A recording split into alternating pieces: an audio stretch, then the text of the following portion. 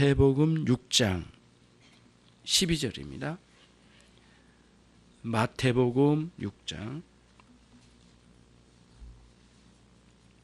12절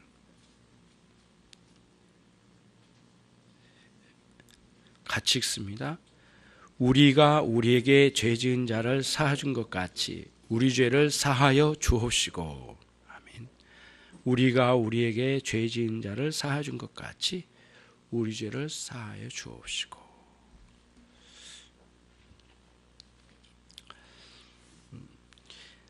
주기도문 중에 이제 5번째 간구입니다. 5번째 간구예요.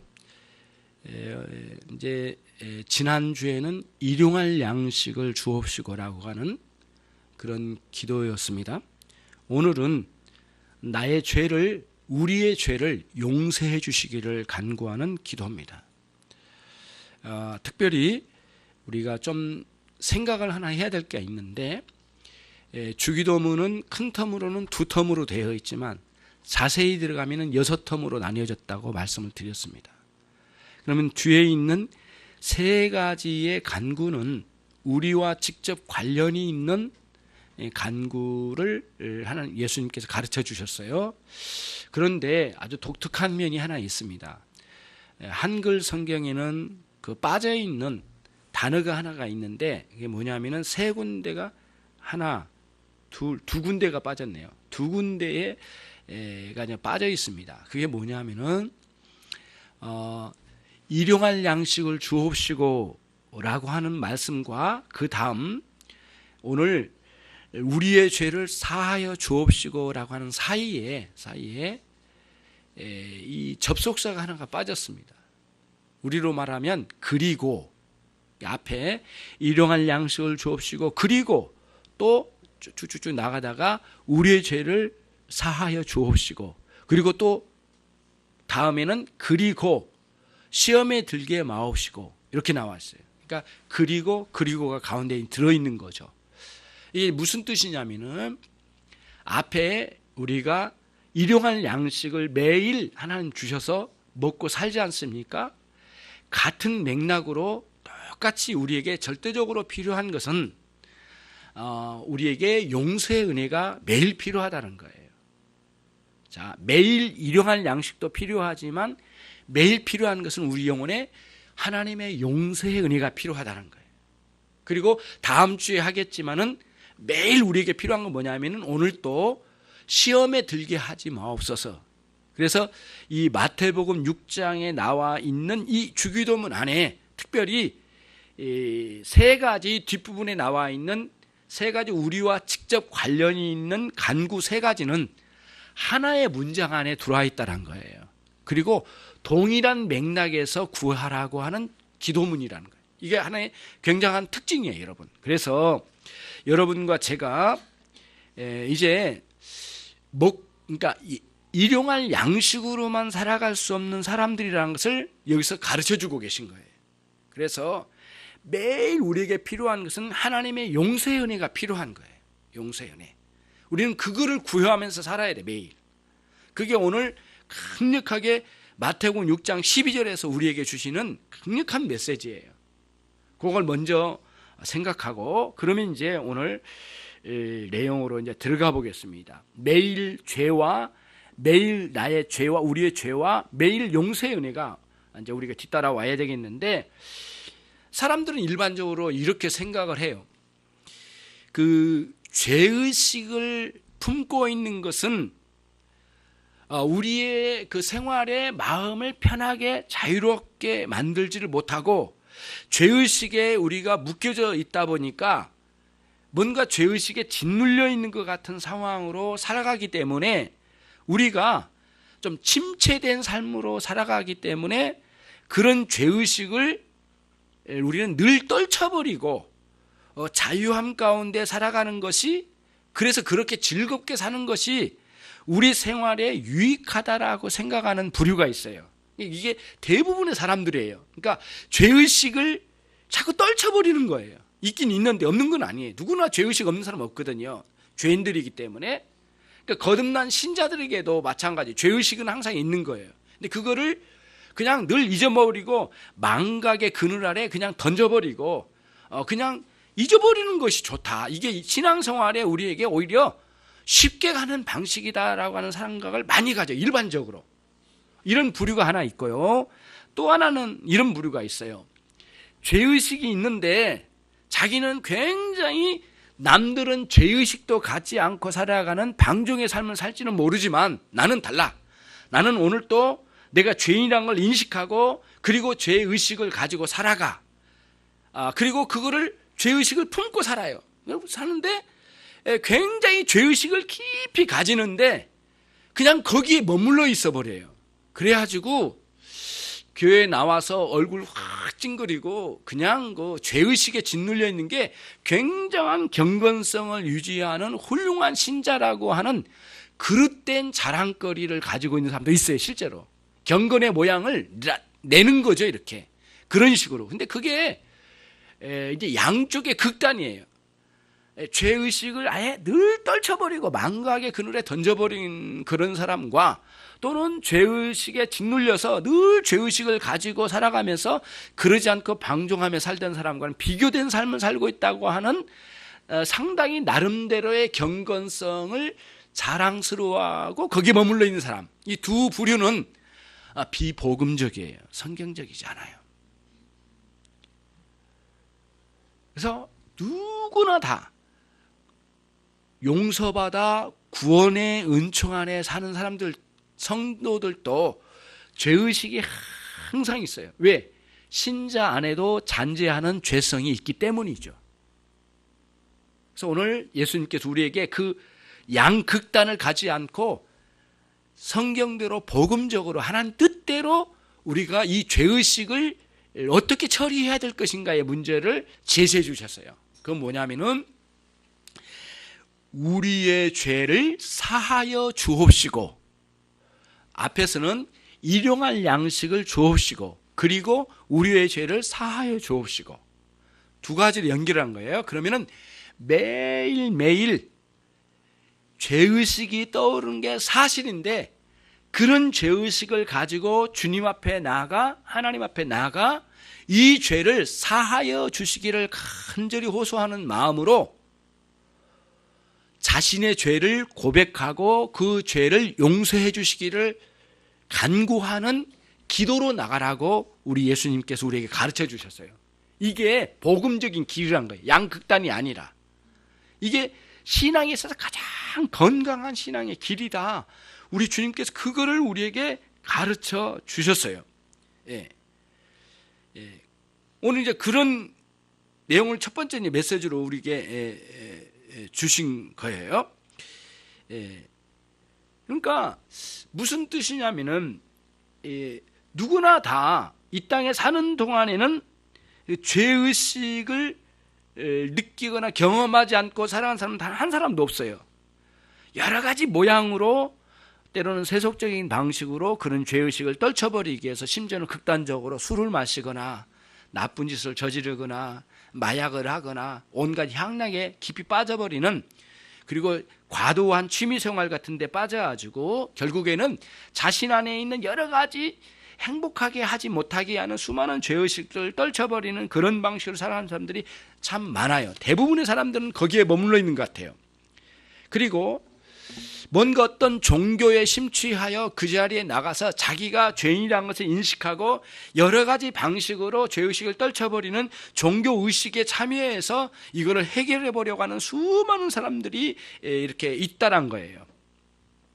그런데 우리 주님께서는 그러한 모든 방법들은 모두 비복음적이고 성경적이지 않으며 결국에는 유일하게 딱 한 가지 있는데 뭐냐면 하나님 아버지 앞에 나가서 자신의 죄를 진실하게 고하고 고백하고 그리고 그 죄를 용서해 주시기를 간절히 호소하는 용서의 은혜를 허락해 주시는 하나님의 존전에 나가야 된다는 거예요. 이게 죄의 문제, 죄의식, 죄의 문제를 해결하는 유일한 방식이라는 거예요. 예. 지난번에도 말씀드렸지만 의사 선생님들이 우리가 병원에 가면 치료의 방식을 두 가지로 접근한답니다. 하나는 뭐냐면은 그 병세의 증거를 제거하려고 만약 열이 오르면 이렇게 해열제를 주거나 또 그 약으로 주거나 주사를 맞게 해서 처치하는 그 증거, 그러니까 그 증상을 대처하는 대증요법이 먼저 하나가 있대요. 대증요법이 먼저가 있고 그 다음에 그것만 하면 안 된대요. 그러니까 열 나면은 왜 열이 났는가 근본적인 걸 찾아가야 되잖아요. 근데 당장은 지금 먼저 열을 떨어뜨려야 된단 말이에요. 너무 심하면은 위험하니까. 대증요법으로 먼저 치료하고 그 다음에 근본적인 이 열을 오르게 한 그 원인이 뭔가, 근본적인 원인. 그래서 근원적인 치료요법 두 가지 요법으로 접근을 해나간대요. 예.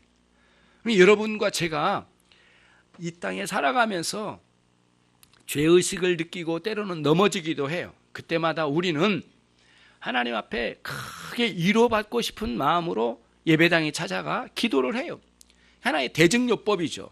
그러나 근원적인 문제가 무엇인지에 대한 생각을 가지고 우리 주님 앞에 이 문제를 깊이 들어가 보는 거예요. 그 방식은 유일하게 딱 한 가지 방식이 있어요. 뭐냐면은 오늘 우리 주님께서 우리에게 제시해 주신 것처럼 내 죄를 사해 주시는 하나님 앞에 자신을 봐야 돼 우선.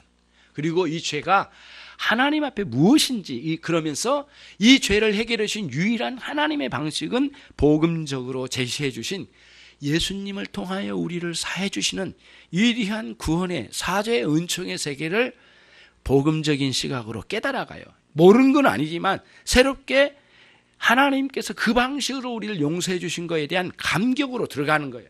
이게 기도할 때 필요한 요소예요. 그러니까 여러분 할 수만 있으면 기도에 막 기도하기보다는 조금 더 천천히 기도해도 괜찮아요. 먼저 우리가 하나님 앞에 부끄러운 죄의 모든 문제, 고달픔, 괴로움 여러 가지 많은 것들이 있잖아요. 그 안에는 반드시 그 죄의 원인이 있거든요. 그러면 아담의 범죄로 말미암아 우리가 그 죄의 영향력 아래서 죄의 지배의 성향이 우리 안에 늘 우리 안에 있어서 그런 죄의 성향이 있어서 죄의 그 지배력이 나를 갖다 끊임없이 어렵게 만들고 괴롭게 만들고 짓누르려고 하는 그런 일들이 있어요. 그거를 복음적인 시각에서 깨닫고 하나님 앞에 엎드린 거예요. 그러면서 아담의 범죄에 가담된 우리의 인생의 근원적인 문제를 해결해 주신 것은 사실이지만 그 사죄의 근원적인 해결을 주신 것은 사실이지만 오늘 또 우리에게 필요한 또 다른 은혜의 세계가 필요해요. 그 뭐냐면은 실제적으로 내게 사죄, 죄를 용서해 주셨다는 확신의 그런 감격으로 들어가는 일들이 기도 앞에는 꼭 필요해요. 그러고 나서 하나님 앞에 은혜를, 그러니까 용서해 주신 은혜에 대한 해결을 받고 기도회로 차근차근 들어가게 되는 겁니다. 그러면서 우리의 기도에 간구할 내용들을 간구하여 나가는 것이죠. 그런 거죠.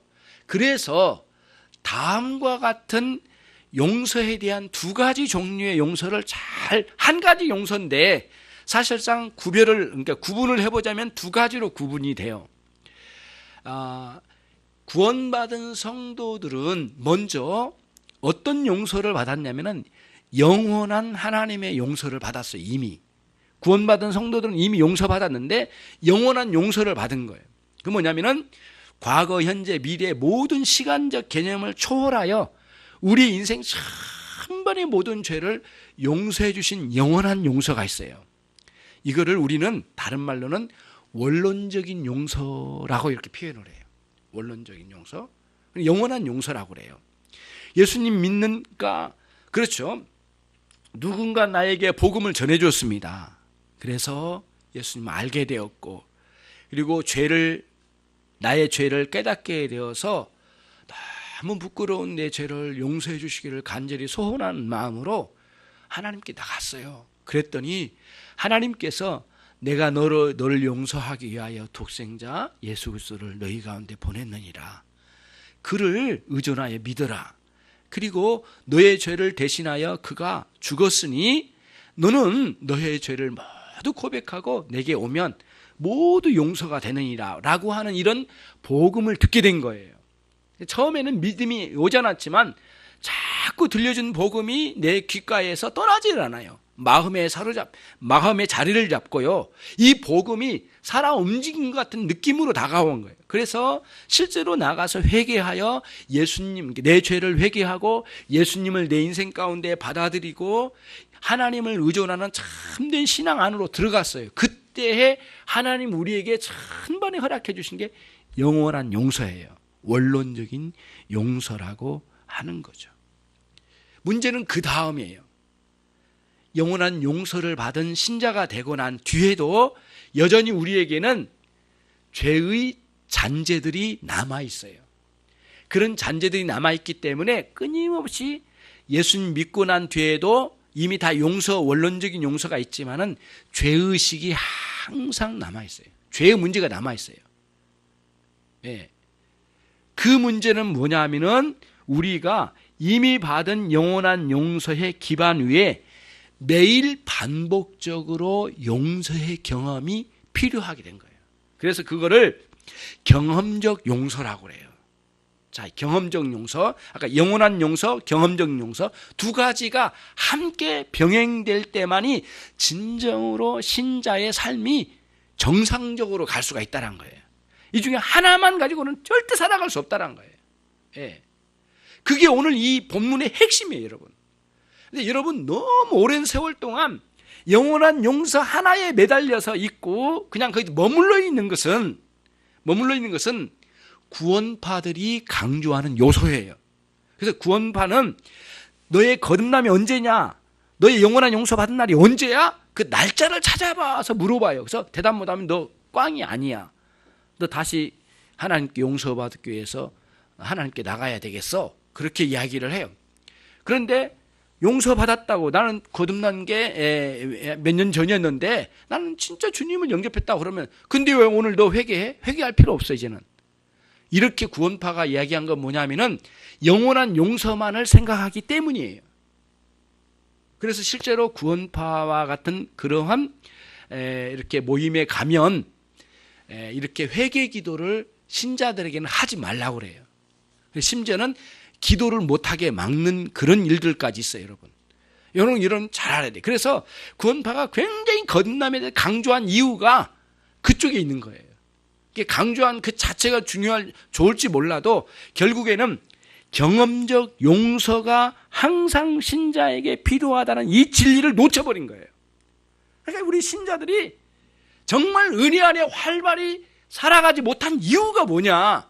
영원한 용서 자체에 머무르고 그 다음에 매일 우리가 하나님 앞에 나아가 용서해. 오늘도 죄의식이 있잖아요. 부끄러운 요소도 있고 그 원론적으로 용서가 다 된 거지만 그렇지만 오늘 또 하나님 내게 용서의 경험적 용서를 허락해 주셔서 내가 오늘 활발히 그 은혜를 경험하고 누리면서 영적인 자유함의 평안과 기쁨으로 마음껏 하나님께 충성하며 살아가는 그런 삶을 우리에게 주신 거예요. 이 원리를 놓쳐버리면 안 된다는 거예요. 그래서 주기도문에 우리 주님께서 말씀하신 이 주기도문을 받은 사람은 이미 구원받은 성도들이에요. 주기도문을 받을 수 있는 사람은 구원받은 성도가 아닌 사람은 충분히 주기도문을 받아들일 수 없는 사람이에요. 아무리 외워도 말이죠. 진정으로 주님을 알게 되고 그분을 영접하여 거듭난 신자들에게 주신 게 주기도문이에요. 근데 그 주기도문 안에 우리 죄를 사하여 주옵시고를 반복적으로 해가라고 말씀해 주신 이유가 거기에 있어요. 앞부분에 일용할 양식과 연결해서 보면 매일매일 일용할 양식을 구하여 주신 것을 먹고 감사하듯이 매일매일 내게 찾아오는 이 죄의식을 가지고 하나님께 나가서 이 사죄의 은총, 경험적인 사죄의 은총을 활발히 느끼면서 경험하면서 살아가는 이게 영적인 생활의 기본이라는 거예요. 기본이라는 거예요. 매일 양식이 필요하듯이 우리 영혼에는 매일 은혜가 필요해요. 근데 그 은혜의 가장 기본적인 게 뭐냐면은 용서의 은혜가 기본으로 이루어야 된다는 거예요. 이게 안 이루어지면 안 된다는 거예요.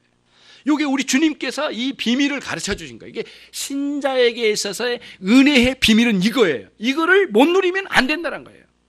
그런데 여러분, 회개라는 것은 단순히 그냥 입으로만 이렇게 입으로만 종알종알해서 되는 게 아니에요. 이거는 전체 이 죄가 어떤 의미가 있고 이 죄의 이 방향이 얼마나 비참한 방향을 향하고 있는지, 그리고 이 죄의 영향이 하나님을 향하여 배도의 길로 가고 있다는 것을 깨닫고, 그리고는 그 문제를 가슴 아파해야 돼요. 근데 되게 사람들은 회개할 때 자기가 힘들어서만 회개해요. 예. 회개의 눈물을 흘리는데 거의 자기가 서러워서만 우는 경우가 많아요.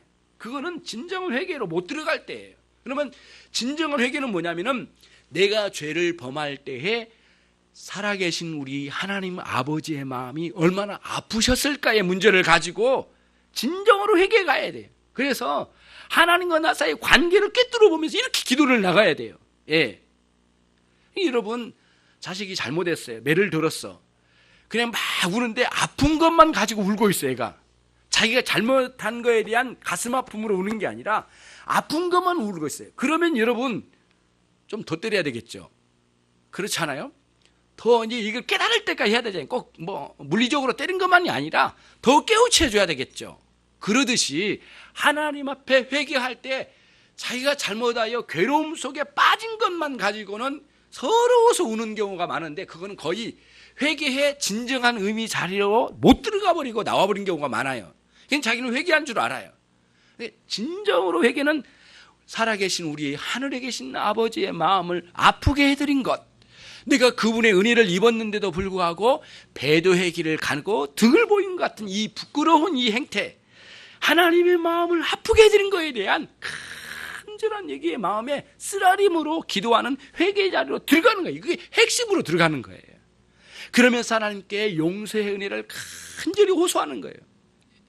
그때의 마음에 우리 안에 큰 용서의 은혜를 주심으로 인하여서 누리는 기쁨과 평안을 이제 우리가 경험하게 된 기도 속에서, 이게 회개 기도에서 맛보는 거예요. 그러니 이거를 매일매일 경험하는 것이 가장 정상적인데, 내가 몇 년 전에 구원받아서 하나님 영원한 용서의 은혜를 누린 것 그 자체, 이 원론적인 용서의 은혜만 그냥 둘러앉아가지고 오늘 마음대로 살아가 버리고, 오늘 내가 죄의식이 온 것도 그냥 망각해 버리고, 아니면 아무렇게나 잊어먹어 버리고, 그런 거 짓눌리기 싫다고 잊어먹어 버리거나, 또는 죄의식이 느끼고 경험한데도 그걸 가지고 용서하시는 하나님의 자비하심은 인정하지 않고 받아들이지 않고 기도의 자리에 안 가고, 자기는 나쁜 놈, 나는 죽일 놈, 자기를 자책하는 것만으로 멈춰있는 신앙이 올바른 복음적인 신앙이 아니라는 거예요.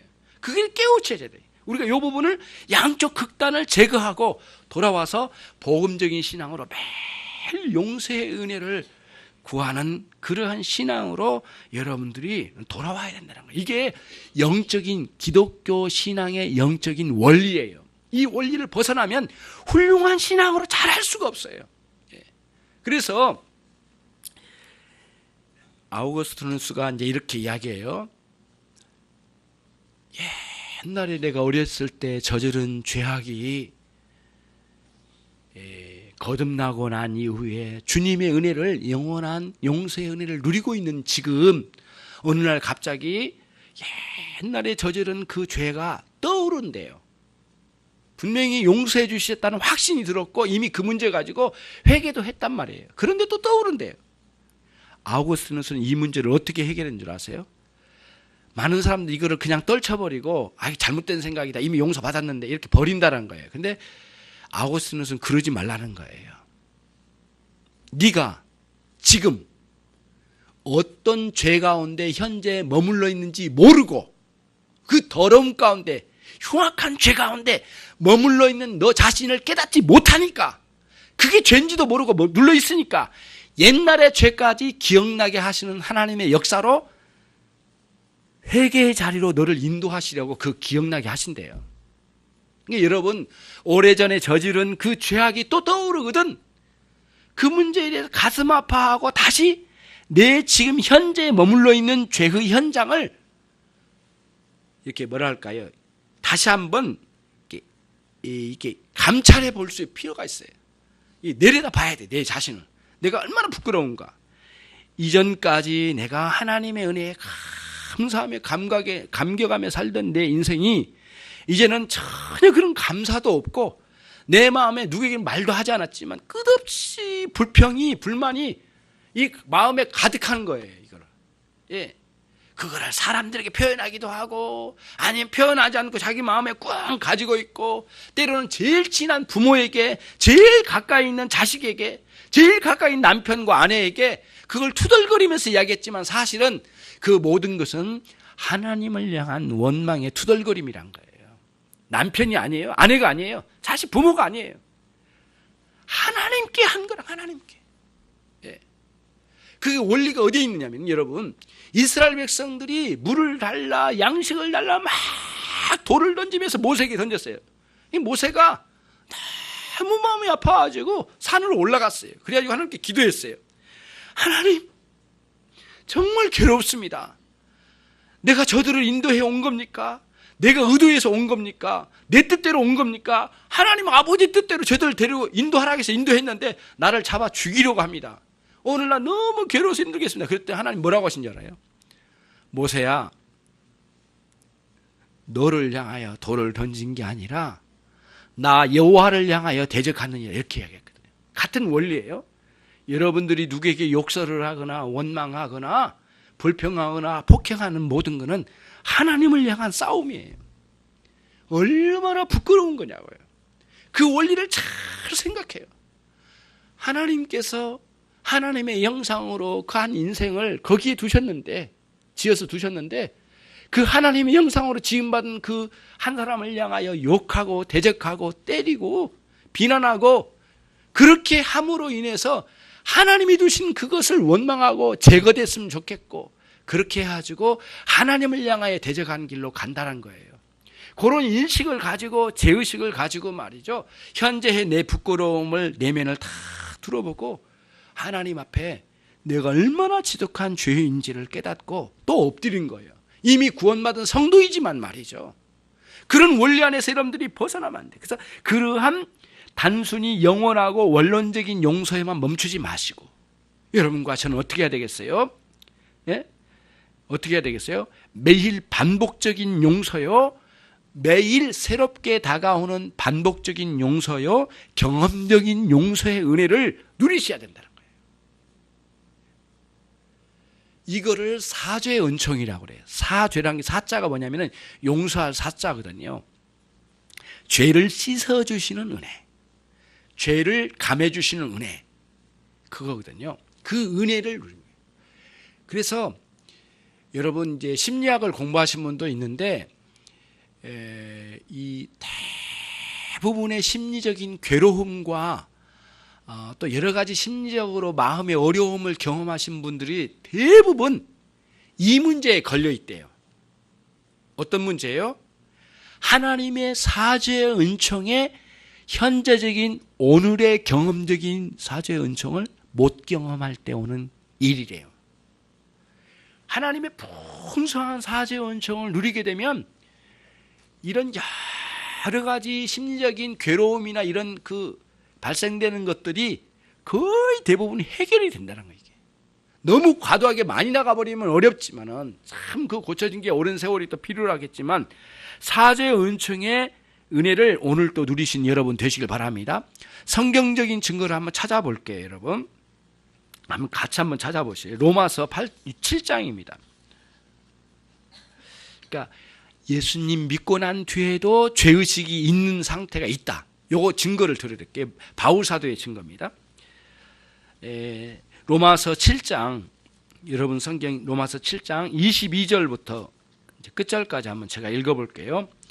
내 속사람으로는 하나님의 법을 즐거워하되, 이때 하나님 법은 뭐냐면요, 이렇게 옆에다 가로치면 돼요.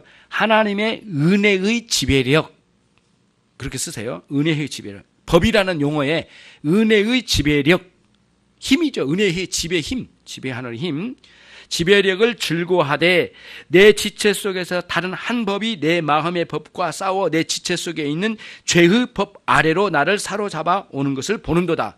이때 죄의 법은 뭐예요? 죄의 지배력, 이렇게 하면 돼요.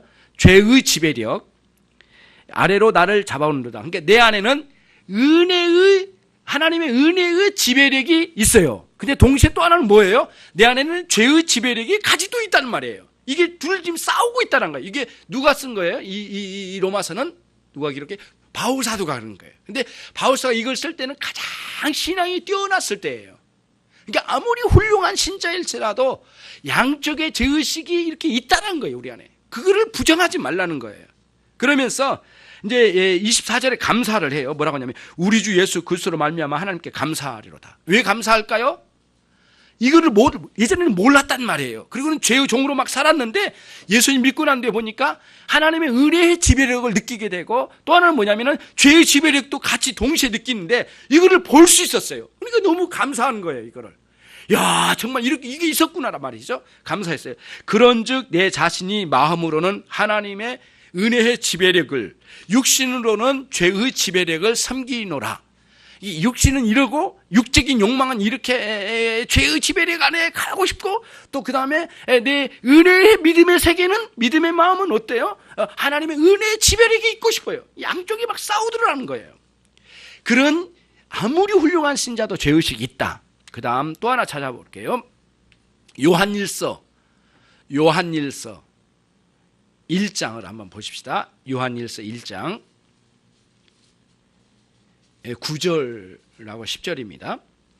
제가 읽을게요. 만일 우리가 우리 죄를 자백하면 하나님은, 저분은 누구냐면 저는, 하나님은 미쁘시고 의로우시고 우리 죄를 사하시며, 그러니까 미쁘시고 의로우시고 죄를 사하시면입니다. 미쁘시다는 건 믿음직스러우시다 그 뜻이에요. 의로우시다. 하나님은 아주 공정하신 분이에요. 그리고 우리 죄를 사하시며 모든 불의에서 우리를 깨끗하게 하실 겁니다. 우리가 죄를 자백하면, 회개하면 반드시 우리를 깨끗게 하실 거예요. 그러나 만일 10절, 만일 우리가 범죄하지 아니하였다고 하면, 다시, 그러니까 이제 내가 신자가 됐으니까 나는 죄를 안 저질렀어, 이렇게 말한다면 그는 하나님을 거짓말하는 자로 만드는 것이니 또한 그의 말씀, 하나님의 말씀이 그 속에 있지 아니하니라. 그러니까 말씀 안에 거하고 말씀이 역사하는 은혜의 세계를 누리는 사람은 모두 자신 안에 죄의식을 느끼고, 느낀 데 멈추지 않고 뭐예요? 그걸 자백하는데, 자백하면 하나님은 미쁘시고 믿음직스러우시고 의로우시고 죄를 사하신 분이시기 때문에 반드시 그 죄를 용서하신다는 거예요. 예, 회개의 자리에 나가면 반드시 용서하신다는 거예요. 그런데 왜 자꾸 죄가 없다고 말하냐고요. 예, 그러니까 회개의 자리에 매일 안 가는 이유는 뭐냐면 자기 안에 죄가 없다고 자기도 모르게 고백하고 마는 거예요. 예, 자기에게는 죄가 없어 오늘. 그런 식으로 교만하게 하루를 또 건너뛰는 거예요. 그게 신자의 가장 무서운 문제가 되는 거예요. 이게 계속되면 그 신앙이 완전히 무너진 상태가 된 거예요. 항상 죄의식이 있는 거예요, 우리 안에. 근데 그 죄의식을 하나님께 가지고 가셔요. 예수님을 통하여 우리를 사죄의 은총을 내리신 그분을 믿자고요. 믿고 그분은 반드시 죄를 용서해 주세요. 그리고 난 다음에 주기도문 끝부분에 나와 있는 오늘도 또 다른 죄에 빠질까 시험 들지 않도록 구하는 거예요, 하나님. 혹시 어려운 상황이 오고 생활이 굉장히 험악한 상황이 오고 또 어떤 그 어려운 상황이 갑자기 올 수도 있잖아요. 그런 곳에서 내가 죄에 빠지지 않도록 그 시험에서 나를 건져주십시오. 이 기도가 같이 따라가는 거예요. 예, 일용할 양식, 죄를 용서해 주십시오, 시험에 빠지지 않게 없어. 이 세 가지는 항상 우리에게 필요한 거예요. 절대적으로 없어서는 살 수가 없는 존재예요. 영적인 의미로는 올바르게 살아갈 수가 없어요. 신앙적으로 이 세 가지를 항상 매일 하나님께 구하는 거예요. 그 대신 그냥 입으로만 이렇게 떨썩거리면서 말하는 그런 게 아니라 마음에서 우러나오는, 그리고 정확하게 무엇이 문제인지 죄를 인식하고 그걸 고백하여 사죄의 은총을 구하는 것이 성도의 정상적인 신앙생활이라고 하는 것이에요. 그렇죠? 이게 우리는 몸만 건강하면 안 되잖아요. 영혼도 건강해야 되거든요. 그래서 요한 3서 1장밖에 없잖아요. 요한 3서 2절에 가보시면 사랑하는 자여 내 영혼이 잘됨 같이, 이게 먼저 나옵니다. 영혼이 잘됨 같이, 영혼이 먼저 잘 돼야 되잖아요. 내가 범사에 잘 되고 모든 일이 잘 되어져 가고 그 다음에 네가 강건하기를 내가 간구하노라. 그러니까 앞에 나온 굉장히 중요해요. 영혼이 잘 돼야 돼, 영혼이. 그건 뭐냐면은 단연코 매일 사죄의 은총을 누리며 은혜를 누려야 돼요. 여러분, 그냥 대충 나 은혜 받아야 되겠다 이렇게 말하지 마세요. 사죄 은혜, 용서의 은혜가 바탕이 깔려야 돼. 기본이에요, 기본. 용서의 은혜가 기본이고요. 그 다음 다른 은혜들이 그 안에 있는 거예요. 예. 어떤 사람은 이런 은혜까지도 빼버리고 그냥 일반적인 은혜만을 찾는 사람이 있는데 그거는 너무 위험스러운 거예요. 그게 안 되는 거예요. 근데 예화를 하나 들게요. 어떤 사람이 감옥소에 들어갔어요. 예? 감옥소에 들어갔어요. 일용할 양식, 밥은 많이 줘. 그런데 감옥소에서 꺼내주질 않아. 그런 사람이, 이 사람은 많이 먹는 게 문제가 아니라 지금 감옥소에 나가는 게 문제예요, 지금. 그렇잖아요. 다 죄를 사해줘가지고 꺼내주는 게 지금 중요한 거잖아요, 이 사람은. 다 살았든 못 살았든 그게 지금 목표거든요. 근데 밥만 많이 주면 되겠느냐고요. 신자도 마찬가지예요. 밥만 많이 주고 일용할 양식만 많이 주셔서 그것으로 행복이 안 되는 거예요. 지금까지 살아와봤지만 그게 그런 행복은 없었잖아요. 그러니까 감옥소에 있는 사람은 그 죄를 다 면해주고 그 다음 거기서 꺼내주는 이 자유함을 누리는 게 감옥소에 있는 사람들의 일생 최대의 거기에 있는 동안에는 목표란 말이에요. 이게 안 이루어지면 안 돼요. 아무리 밥을 많이 줘도 최고급의 음식을 준다 해도 행복하질 않아. 예. 입에 먹기는 좋겠지만은 그런 원리예요. 그러니까 신자도 매일 영원한 용서의 은혜 안에서 오늘 경험하는 용서의 은혜를 누리지 않으면 충분한 은혜로 못 들어간다는 거예요. 그런 원리 안에서 여러분들이 살아가야 되겠어요. 그러니까 요한 사도는 그랬어요. 그러면서 요한 3서 3절에 4절에 이렇게 이어서 뭐라고 했느냐면은 내가 너희들에게 들은 소식인데 너희들에 대한 소식을 들었는데 너희들이 진리 안에 있다고 하니 내가 얼마나 기쁜지 모르겠다. 이거보다도 기쁜 게 없다 세상에. 딱 그랬어요. 요한 사도가 편지를 띄웠는데 그쪽의 성도들이 진리 안에 거했대요. 근데 그 진리 안에 거했다는 그 앞부분 영혼이 잘됨 같이 범사가 잘되고 강건하기를 강구하노라. 이걸 이루고 있다는 거예요. 지금 진리 안에. 그러니까 반드시 용서의 은혜를 날마다 누리면서 기뻐하고 감사함 가운데. 예. 그래서 여러분 기독교인의 신앙생활은 어두운 짓눌림의 신앙생활이 아니에요. 자유와 기쁨과 환희가 넘치는 신앙생활이에요. 그렇다고 해서 죄의식을 망각하는 건 결코 아니에요. 이 모든 죄의식을 가지고 우리 주님 앞에 남모르게 한없이 눈물 흘려 기도해서 회개해 기도해서 회개가 있어요. 그리고는 너무 기뻐요. 용서해 주셨다는 그 기쁨이 있어요. 최고의 사랑의 경험은 용서해 주신 하나님의 사랑이 경험될 때 최고의 사랑의 기쁨을 누릴 때예요. 그 이상 없어요. 최고의 기쁨이에요. 그리고는 그 모든 그 위에 또 다른 은혜가 이제 쌓여져 가요. 하나님께서 주시잖아요. 예. 그런 원리를 여러분과 제가 잘 생각하고 그 은혜 안에 살아야 되겠습니다. 마지막으로 하나 정리합니다. 이제는 이제 다시 우리 본문 마태복음 6장 12절 오늘 본문 같이 다시 한번 읽어볼게요. 시작. 우리가 우리에게 죄 지은 자를 사하여 준 것 같이 우리 죄를 사하여 주옵시고. 그러니까 지금까지 제가 설교를 우리 죄를 사하여 주옵시고를 설교를 먼저 했습니다. 뒷부분을. 앞부분을 나중에 합니다. 이제 지금부터 어떤 부분이냐면 우리가 우리 죄를 사하여 주옵시고. 사하여 준 것 같이. 우리가 우리에게 죄 지은 자를 사하여 준 것 같이. 이 부분을 이제 한번 생각해보세요. 제일 어려운 부분이에요. 왜냐하면은 우리가 이렇게 오해할 수가 있어요. 우리들이 서로 용서했으니까 그만큼 용서해 주시겠습니까? 용서해 주십시오. 이렇게 구하는 것처럼 들려져요. 이 본문이. 이게 이제 이 본문이 제일 어려운 거예요. 그래서 성경의 난해 구절이라고 하거든요. 어려운, 해석하기가 너무 어려운 구절이 있어요. 그거를 성경의 난해 구절이라고 해요. 난해 구절 중에 한 구절이 이 구절입니다. 그래서 주기도문에서 제일 해석하기가 이 구절이 제일 어려웠어요. 그러나 우리는 이것만 생각하면은 정확하게 이 본문을 해석하고 들어갈 수가 있어요. 너무 어려울 건 없거든요. 그래서 하이델베르그 교리문답 126문의 이 부분을 해석을 했어요. 이제 어떻게 이제 이걸 했느냐면은 이렇게 해석했어요.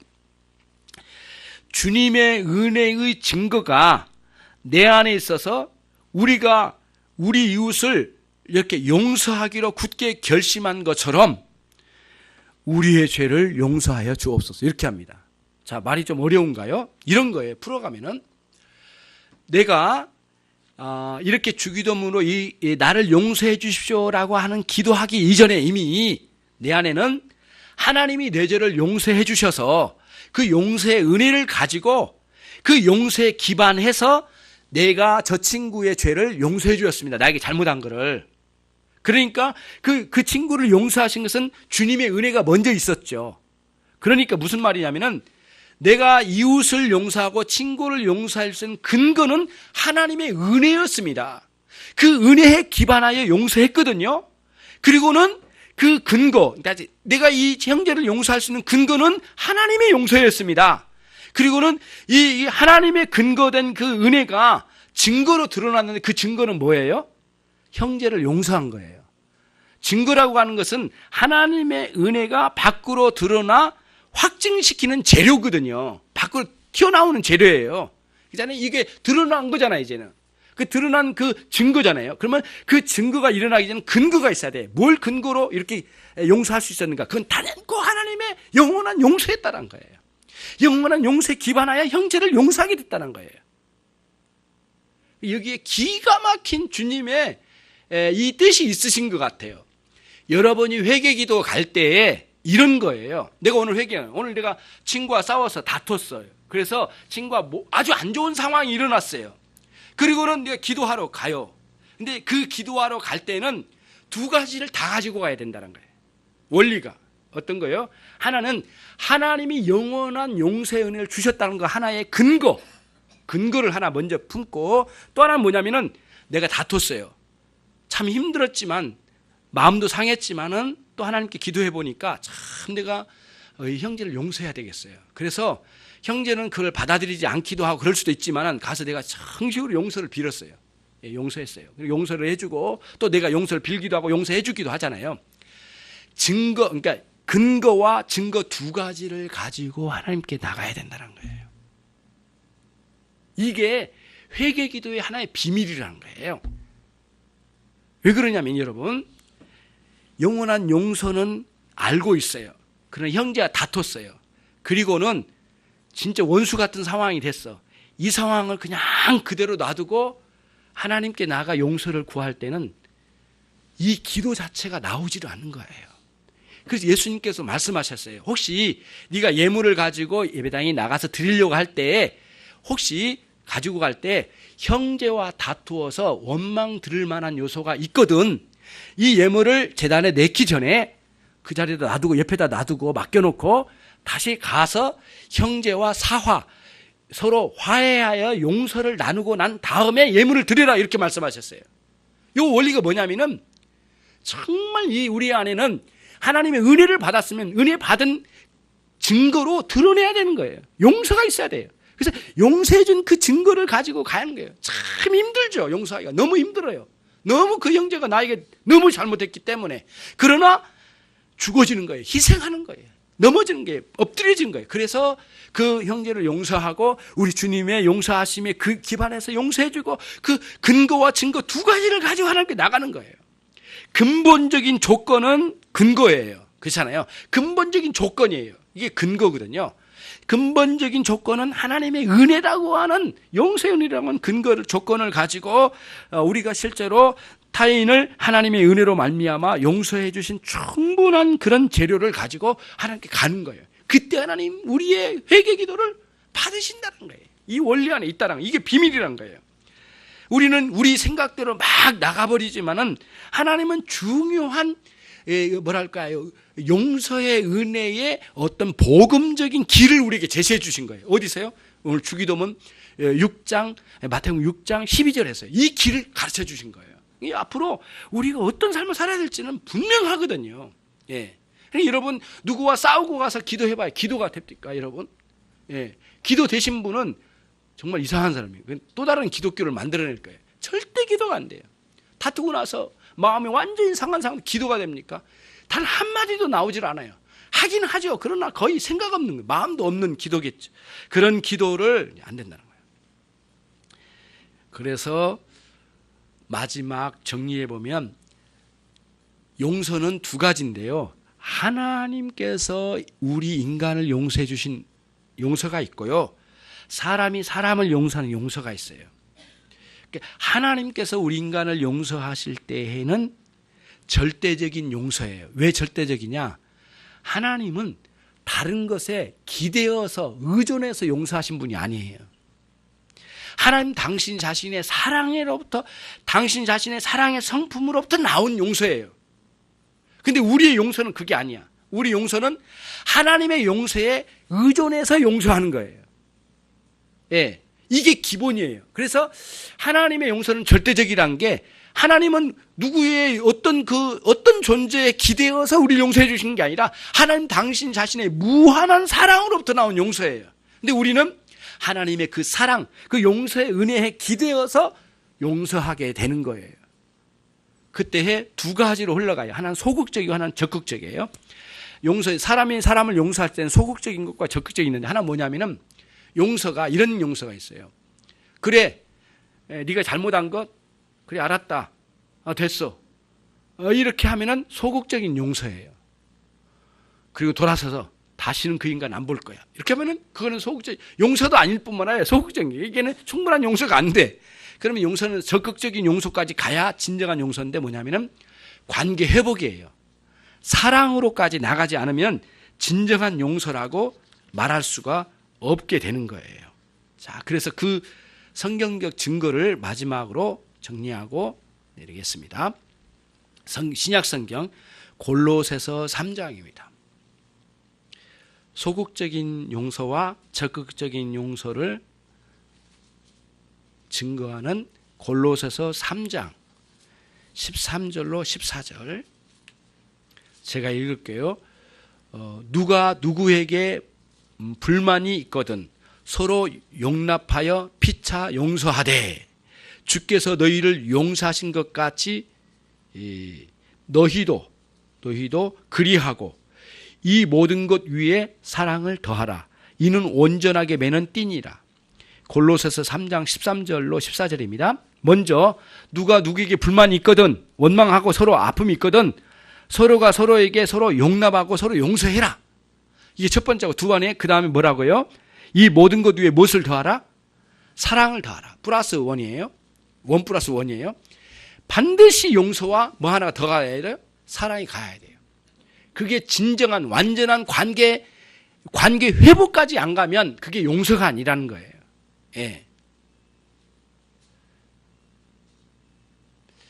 여러분과 제가 그리할 때 용서한 성도들 안에도 성령님의 은혜로 긍휼과 자비와 겸손과 온유와 오래 참음의 인격적인 그런 은혜의 흘러감이 있고, 그 다음에 용서받은 사람에게도 긍휼과 자비와 겸손과 온유와 오래 참음의 은혜를 같이 누리게 되는 놀라운 효과를 발휘해요.